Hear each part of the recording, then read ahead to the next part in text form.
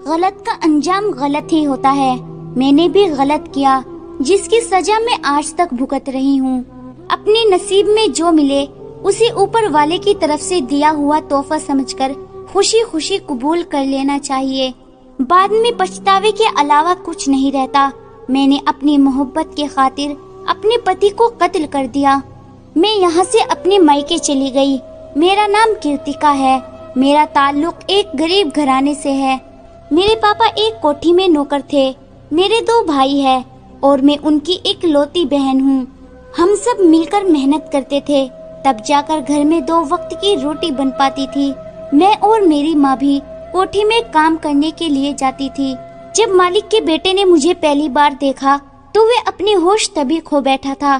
फिर वे मुझे परेशान करने लगा।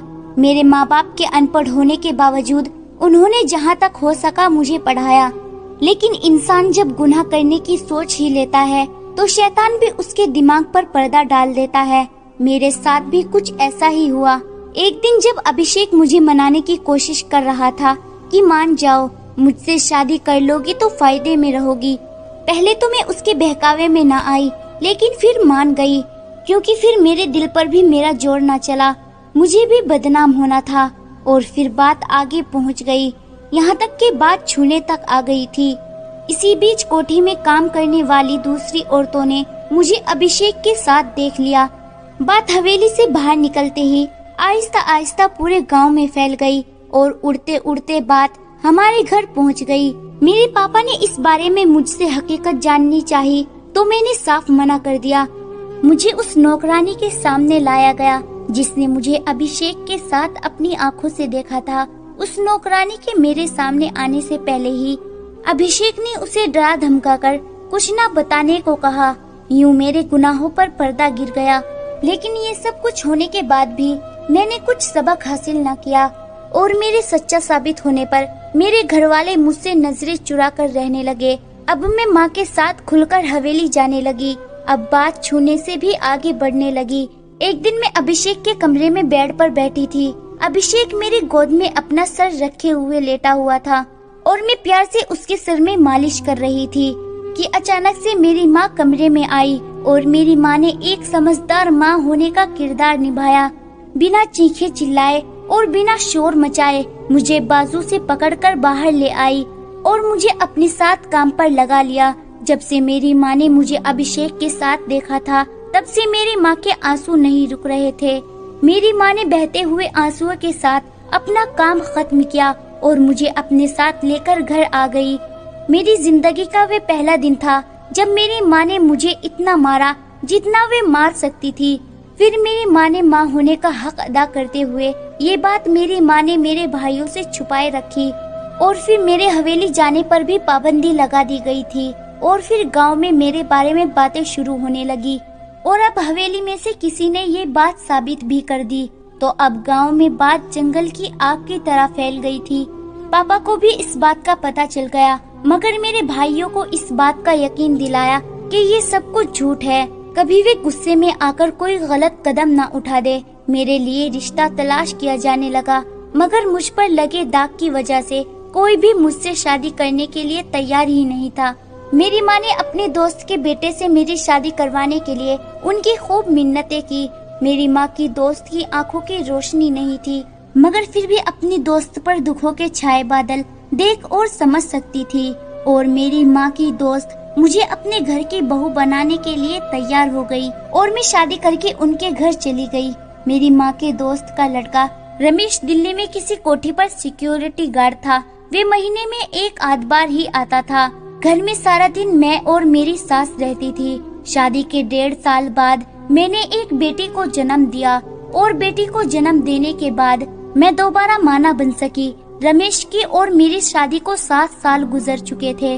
मेरी बेटी 5.5 साल की हो गई थी। मेरी सास बस एक तरफ बैठी रहती थी और मेरा पति दिल्ली में ही जॉब करता था। इसी वजह से मेरा और अभिषेक का रास्ता खुल गया था। आखिरकार हमने रमेश को मौत की नींद सुलाकर इससे जान छुड़ाने का फैसला कर लिया। प्लान के मुताबिक उसको खाने में जहर डालकर खिला दिया। रमेश सारी रात तड़प तड़प कर इस दुनिया को छोड़कर चला गया। मैंने रमेश की लाश को बेड पर सीधा लिटाकर अपने कमरे में चली गई और सुबह होने के बाद रोना धोना शुरू कर दिया। रमेश के पीछे उसकी बूढ़ी माँ के अलावा कोई भी रिश्तेदार नहीं था और किसी को मुझ पर शक भी नहीं हुआ। और रमेश की मौत किस तरह हुई किसी ने इस बारे में जानने के लिए दिलचस्पी भी न ली। और फिर रमेश का अंतिम संस्कार कर दिया गया और मैं रमेश के घर से अपने घर आ बैठी। अभी रमेश की मौत को ज्यादा वक्त भी ना हुआ था कि मैं अभिषेक के साथ अपनी बेटी को लेकर घर से फरार हो गई। अभिषेक ने मुझसे शादी कर ली, सब कुछ बिल्कुल ठीक चल रहा था और मुझे कभी अपनी गलती और गुनाह का एहसास भी ना हुआ। और फिर मेरी बेटी 14 साल की हो चुकी थी। मेरी बेटी ने बताया कि माँ पापा मेरे साथ बदतमीजी करते हैं। बेटी के बताने के बाद मैंने अभिषेक से बात की तो उसने साफ मना कर दिया और फिर उसने कुछ सोचे समझे बगैर ही डंडा उठाकर मेरी बेटी को पीटना शुरू कर दिया। उस दिन के बाद फिर उसने कभी भी मुझसे शिकायत नहीं की। फिर मैंने अपने पति पर नजर रखनी शुरू कर दी, मगर मैं उसे कभी रंगे हाथों ना पकड़ पाई। एक दिन मेरा पति बाहर से बहुत गुस्से में आया और मेरी बेटी को मारना शुरू कर दिया। मेरे पूछने पर अभिषेक ने बताया कि इसका किसी लड़के के साथ नाजायज संबंध है। ये सुनने के बाद मैंने भी उसके साथ मिलकर अपनी बेटी को पीटना शुरू कर दिया। मेरे पति ने कहा कि ये अपना गुनाह छुपाने के लिए मुझ पर इल्जाम लगाती थी, जबकि मेरी बेटी कसमें खाती रही कि माँ पापा ने मुझसे अपनी हवस मिटानी चाहिए तो मैंने मना कर दिया, तो मुझे उसकी सजा दे रहे हैं। मैंने उसका बिल्कुल यकीन न किया। मेरा गुजरा हुआ कल मेरी आंखों के सामने था।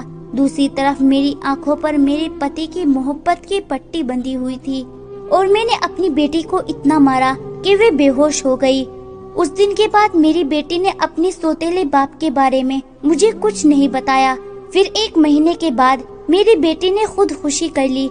हमने उसका चुपचाप अंतिम संस्कार करना चाहा, मगर पुलिस को इस बात की खबर मिल गई और उसका पोस्टमार्टम करवा दिया तो पता चला मेरी बेटी माँ बनने वाली थी। हम दोनों को गिरफ्तार कर लिया गया। पुलिस के जोर डालने के बाद मेरे पति ने मेरे सामने ही पुलिस को सब कुछ सच सच बता दिया, बल्कि ये भी बताया कि उसके साथ उसके दोस्त भी शामिल है। इस सच्चाई के बाद मेरे तो होश ही उड़ गए। मैं बेहोश होकर गिर पड़ी। मुझे 3 दिन बाद होश आया।